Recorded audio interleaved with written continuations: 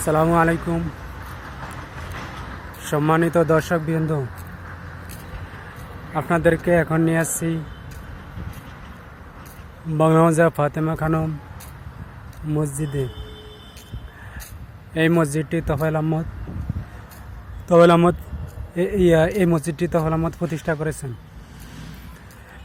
তার মায়ের নামে। এই মসজিদটি বরিশাল বিভাগের অন্যতম একটি মসজিদ, যা বিদেশি ডিজাইনে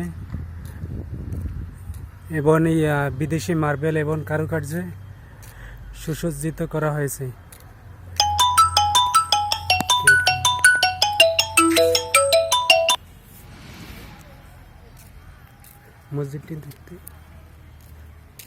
মসজিদটি দেখতে মনোরম।